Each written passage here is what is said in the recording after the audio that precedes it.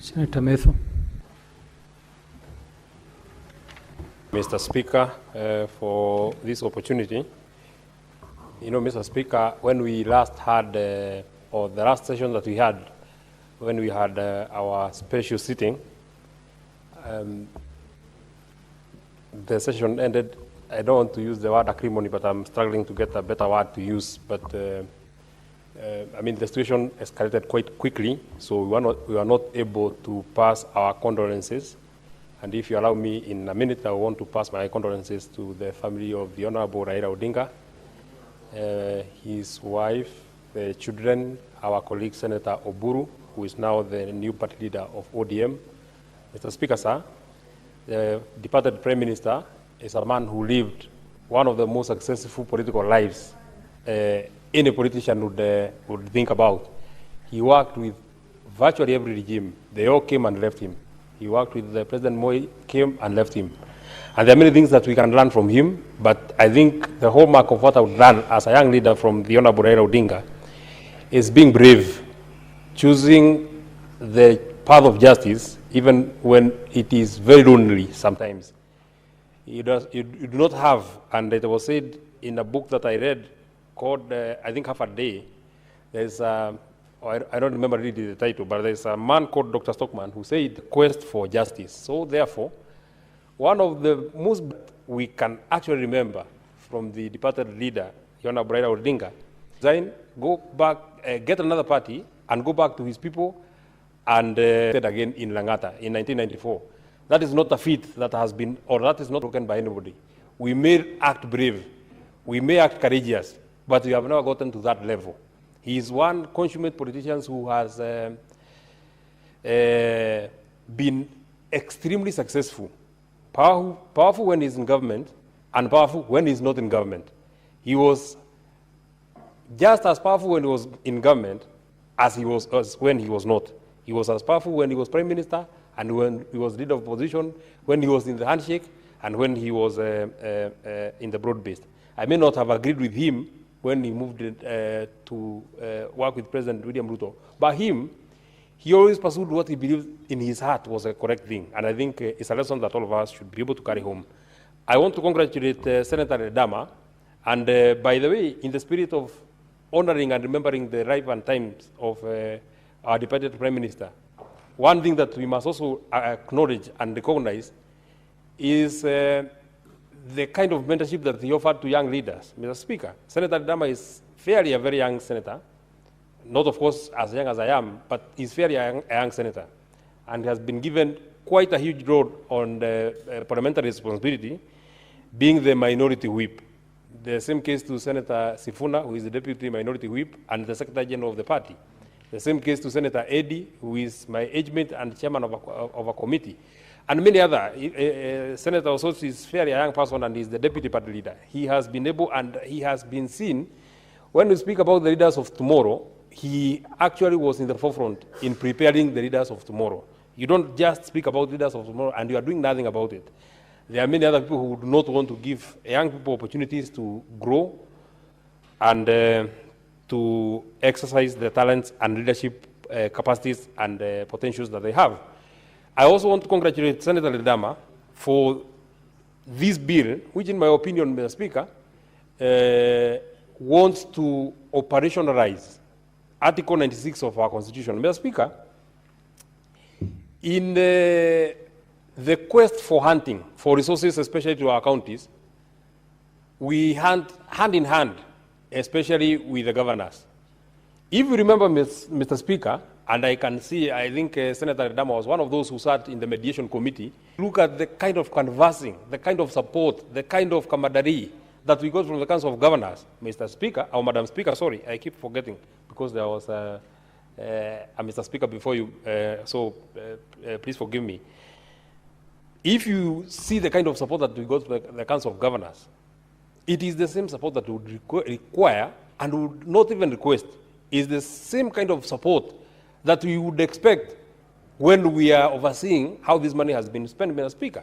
But once this money has gone and budgeted, Mr. Speaker, that now becomes the beginning of the sore part of our relationships with the Council of Governors and the County Executive, Mr. Speaker. I'm happy that I'm seeing Senator Ososi here. You remember during the formula debate that we had here, there is something that we passed that has not been there on the affirmative fund that was felt, Mr. Speaker, required incentives so that they can grow as much as the others, Mr. Speaker. His county, Vihiga, qualified, my own county, Nyandaro, qualified, and 9 other counties, Mr. Speaker, qualified. What would have expected, and I know this is what Senator Osotsi would have expected, is that this extra 364 million that we got for the counties, Mr. Speaker, would have been budgeted as special budget so that Vihiga County, Mr. Speaker, can be able to show that over and above what we had budgeted, because they have already done their budget estimates, Mr. Speaker, over and above what they had budgeted for that financial year, for the county of Nyandaro, over and above what they had budgeted in their budget, Mr. Speaker, this is the extra that we have gotten from the Senate, 364 million, and this is how we shall use it, not amalgamating it in the main budget. Mr. Speaker, sadly, all that money was put together with the entire money that came from the equitable share, the money that they got from the own source. And so, Mr. Speaker, you are not able to point, where is this affirmative? Where is this money that we passed? How would you tell Senator Osotsi that you brought money to the people of Vihiga, and there's nothing that you can point, specific thing that you can point, that out of the money, and Senator Mwaruma, because we were together with you, out of the money that we passed in this Senate, Madam Speaker, we got you an extra. So your roads will be done because you bought machineries. So your seeds will be improved because we got you improved seeds. Your new hospital will get a new wing. These ECD centers who are the ones that we got out of this extra money. Mr. Speaker, Madam Speaker. So therefore, what this bill seeks to cure, in my opinion, is this thing that governors look at us with suspicious eyes. They feel that we are witch hunting them when we want to ask them questions. Mr. Speaker, once you have subjected yourself, and you know there are many elective positions, Mr. Speaker. You can choose to be president, you can choose to be governor, you can choose to be senator, you can choose to be... Many of the people who are here, Mr. Speaker, Madam Speaker, actually qualify for all the positions. But you have chosen the side of being to oversight. If you choose to go to become a governor, then you must be ready. You must be ready to be accountable. And this is a constitutional provision. The same constitution that has made you governor is the same constitution, Article 96, that tells you that you are senator and the Senate will pay oversight on the money that we give you. There's no way that you are very welcoming when we are giving you money. But when we want to ask you how you have spent this money, you don't want. And there are two things that I want to first speak about that I have seen in the bill that are actually very good. Number one is Article 17, Part 2C, facilitating access to information held by county government. Madam Speaker, you actually know that in the case of Busia, you saw it. The senator for Busia, the Honorable Andrew Okia Omtata, had to actually go to court so that the courts can grant from the county, Madam Speaker. What a sad state of, if a senator cannot get this document, who can? And access to information is a requirement by law. There is no private documents that are kept in any government offices, Mr. Speaker. You don't keep your ID there, you don't keep your title deed there, you don't keep your bank statements there, you don't keep your medical records there. Whatever is in that particular office is public records, and they should be readily available to members of public and to senators as when and if they are required, Mr. Speaker. So therefore, I allowed the Senator Olekina, because of this particular provision, that there should be facilitation of access to information to all, not to just the senator. If an MCA wants information about a project that happened in such and such a place, that information should be able to be provided. How this project, first, is it in the CIDP? Was it in the annual development plan? If it was there then, was it in the budget? If it was in the budget, well, how was it procured? If it was procured properly, when were the services rendered? If the services were rendered and the certificates have been issued, when was it paid? If it has not been paid, where does it feature in the books of the county? If it was paid, these are the documents that were required, and it was paid in such and such a date. Madam Speaker, that information is not private information. Nobody should refuse with that kind of information. That is information that should be readily available for everybody. Number two, it is in the same article 17D, engage communities and interest groups on the formulation of plans for the economic development of the county. Madam Speaker, for the economic development of a county, there are two guiding documents that are provided for in law. The long-term plan is the County Integrated Development Plan, CIDP. It is in this CIDP that people say that in these 5 years that you have been given as governor, we expect you to do this, we expect you to do this, we expect you to do this, and over and above what they have asked that it should be done, they also give priority. In terms of priorities, this is would want you to start with health, and on the matters of health, we would want you to upgrade JM Karaoke Hospital. We would want you to deal with education. We would want you to deal with agriculture and all this, Mr. Speaker. So therefore, communities must get a voice in matters CIDP. The second document, Madam Speaker, is the annual development plan. Budgets must be derived from the annual development plan. This kind of governance, this habit of governance, Madam Speaker, changing programs haphazardly. Today, you are speaking about buying, I don't know, Senator Olekina, whether you help me. There is, oh yeah, I remember now. There is something that they brought in Nyandarua, I think in the first year of our governor. Now he was saying so that we increase in milk production, now we are giving farmers super napier, so that now the milk production will go so high.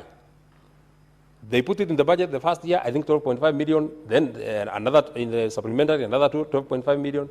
Just before that program kicks off, Madam Speaker, the next year, the governor told us now we are not dealing with super napier again, now we are dealing with EPO. We now will stop doing or giving super napier, we will now start giving you EPOs.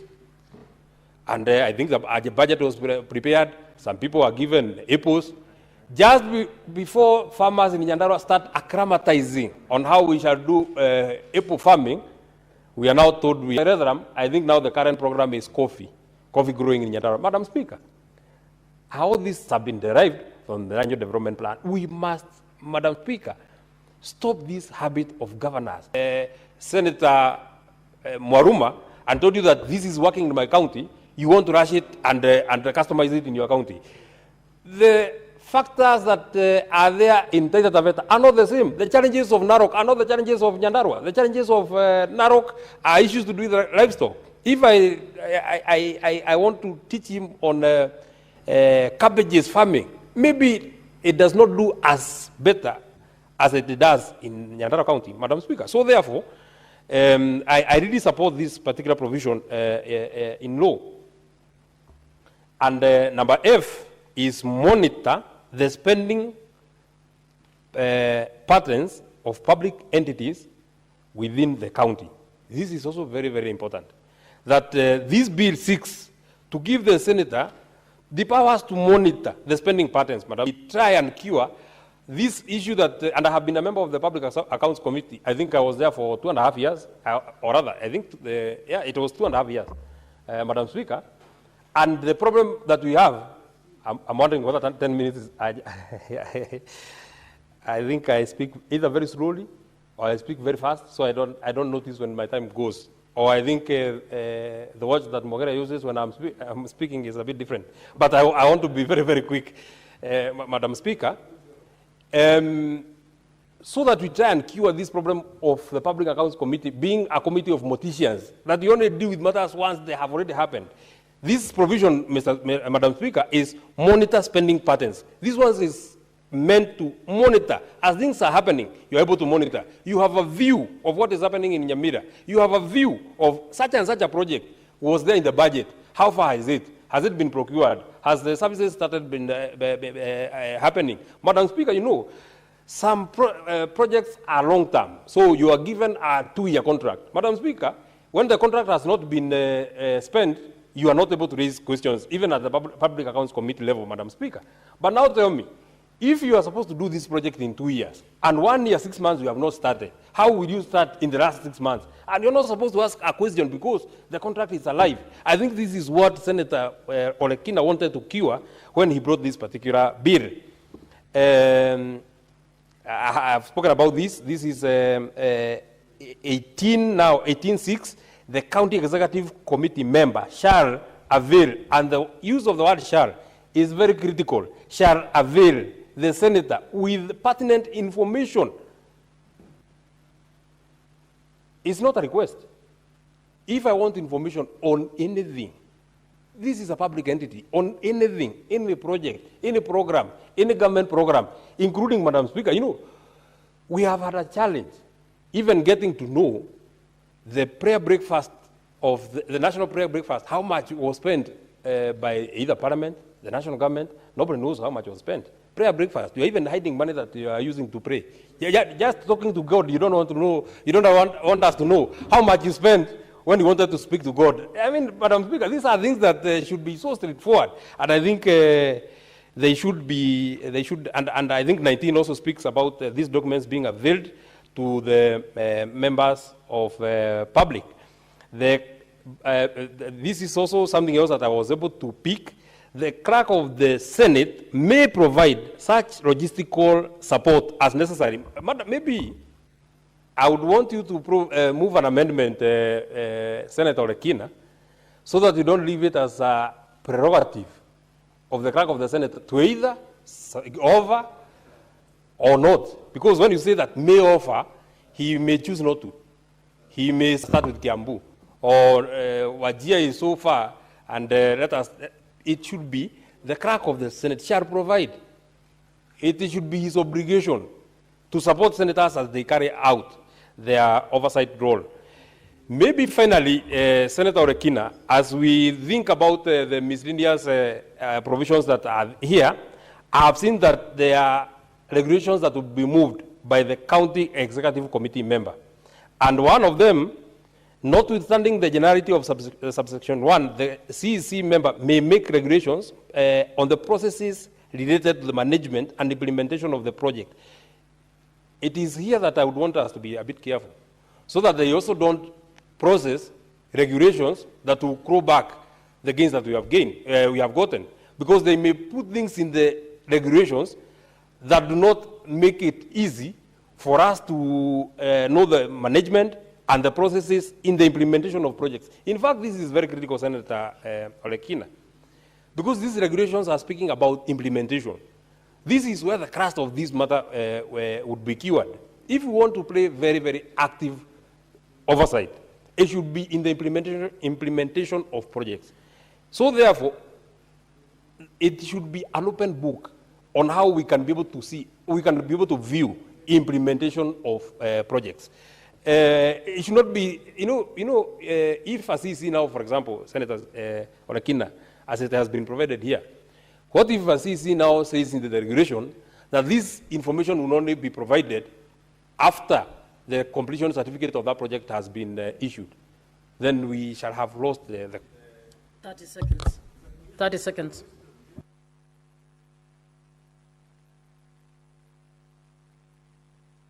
You're actually spending your 30 seconds. Just 1 minute. I know Senator Murango wants to also speak a lot of wisdom, Madam Speaker. These miscellaneous provisions, Madam Speaker, is something that we must look, so that we don't claw back on all the gains that have been made in this particular bill, so that we don't also donate so much powers again to the CEC after we have won freedom, then we won't curtail ourselves with this issue on regulations. I want to stop it at that. Thank you. Senator Professor Kamara.